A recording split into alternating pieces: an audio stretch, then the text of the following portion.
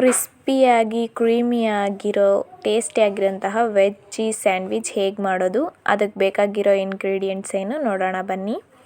ಮೊದಲನೇದಾಗಿ ಸಣ್ಣದಾಗಿ ಕಟ್ ಮಾಡಿರೋಂಥ ಈರುಳ್ಳಿ, ಸಣ್ಣದಾಗಿ ಕಟ್ ಮಾಡಿರೋ ಟೊಮೆಟೊ, ತುರಿದಿರೋ ಕ್ಯಾರೆಟ್, ತುರಿದಿರೋ ಒಂದು ಆಲೂಗೆಡ್ಡೆ, ಸ್ವಲ್ಪ ಕಟ್ ಮಾಡಿರೋಂತಹ ಕ್ಯಾಬೇಜ್ ಬೇಕು, ಮತ್ತು ಸಣ್ಣದಾಗಿ ಕಟ್ ಮಾಡಿರೋಂತಹ ಕ್ಯಾಪ್ಸಿಕಮ್, ಮೊಜ್ರೆಲ್ಲಾ ಚೀಸ್ ತೊಗೊಂಡಿದ್ದೀನಿ, ಮತ್ತು ಚಿಲ್ಲಿ ಪೌಡರ್, ಮತ್ತು ಗ್ರೀನ್ ಚಿಲ್ಲಿ ಸಾಸ್,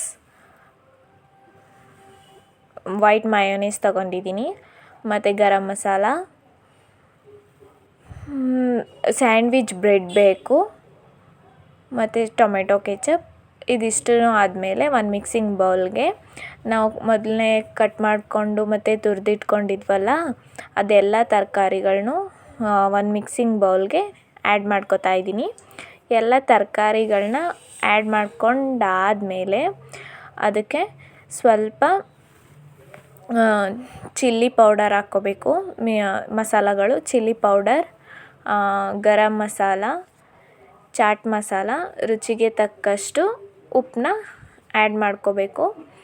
ಆಮೇಲೆ ಒಂದು ಸ್ಯಾಂಡ್ವಿಚ್ ಬ್ರೆಡ್ಗೆ ಒಂದು ಸೈಡ್ ಮಯೋನೀಸ್ನ ಅಪ್ಲೈ ಮಾಡ್ತಾಯಿದ್ದೀನಿ, ಮತ್ತು ಇನ್ನೊಂದು ಬ್ರೆಡ್ಗೆ ಸ್ವಲ್ಪ ಚಿಲ್ಲಿ ಸಾಸ್ ಮತ್ತು ಟೊಮೆಟೊ ಸಾಸ್ ಎರಡನ್ನೂ ಮಿಕ್ಸ್ ಮಾಡಿ ಅಪ್ಲೈ ಮಾಡ್ತಾಯಿದ್ದೀನಿ. ಮತ್ತು ಈ ಮಸಾಲಗಳು ಆ್ಯಡ್ ಮಾಡಿದ್ವಲ್ಲ ಅದಕ್ಕೆ ವೈಟ್ ಮಯೋನೀಸ್ ಮತ್ತು ಆರಿಗ್ಯಾನೋ ಸೇರಿಸ್ಕೊಂಡು ಒಂದು ಒಳ್ಳೆ ಮಿಕ್ಸ್ ಕೊಡಬೇಕು.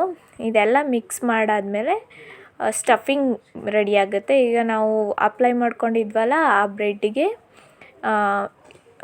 ಮಿಕ್ಸ್ ಮಾಡಿರೋ ಮಸಾಲ ಸ್ಟಫಿಂಗ್ನ ಆ್ಯಡ್ ಮಾಡಿ ಅದ್ರ ಮೇಲ್ಗಡೆ ಮಯೋನೀಸ್ ಹಚ್ಚಿದ್ವಲ್ಲ ಆ ಬ್ರೆಡ್ನ ಕವರ್ ಮಾಡಬೇಕು. ಅದಕ್ಕೂ ಮುಂಚೆ ಚೀಸ್ನ ಗ್ರೇಟ್ ಮಾಡಿ ಈ ಸ್ಟಫಿಂಗ್ ಮೇಲೆ ಹಾಕ್ಕೋಬೇಕು.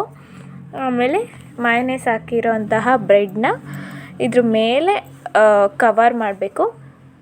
ಇದೇ ರೀತಿ ಎಲ್ಲ ಬ್ರೆಡ್ ಸ್ಯಾಂಡ್ವಿಚ್ಗಳನ್ನ ರೆಡಿ ಮಾಡಿಕೊಂಡು ತವ ಬಿಸಿ ಆದಮೇಲೆ ಅದಕ್ಕೆ ಸ್ವಲ್ಪ ಬಟರ್ ಅಥವಾ ಗೀನ ಹಾಕಿ ಸ್ಯಾಂಡ್ವಿಚ್ ಮಾಡ್ಕೋಬೇಕಾದ್ರೆ ಯಾವಾಗಲೂ ಸ್ಟವ್ ಮೀಡಿಯಮ್ ಫ್ಲೇಮಲ್ಲಿ ಇರಬೇಕು. ಮತ್ತು ಆ ಸ್ಯಾಂಡ್ವಿಚ್ಗಳನ್ನ ತವ ಮೇಲೆ ಹಾಕಿ ಎರಡು ಸ್ಯಾಂಡ್ವಿಚ್ ಒಂದು ಸಲ ಮಾಡ್ಕೋಬೋದು. ಸೊ ಒಂದೇ ಸತಿ 2 ಸ್ಯಾಂಡ್ವಿಚ್ನ ಮಾಡ್ಕೋತಾ ಇದ್ದೀನಿ. 2 ಸ್ಯಾಂಡ್ವಿಚ್ನ ತವ ಮೇಲೆ ಇಟ್ಟು ಮತ್ತು ಹೇಳಿದ್ನ ಸ್ವಲ್ಪ ತುಪ್ಪನ ಮೇಲೆ ಅಪ್ಲೈ ಮಾಡಿ 2 ಕಡೆ ಚೆನ್ನಾಗಿ ರೋಸ್ಟ್ ಮಾಡ್ಕೋಬೇಕು. 2 ಕಡೆನೂ ತುಪ್ಪ ಅಥವಾ ಬೆಣ್ಣೆ ನಿಮಗಿಷ್ಟವಾದಿದ್ದನ್ನ ಹಾಕ್ಕೋಬೋದು.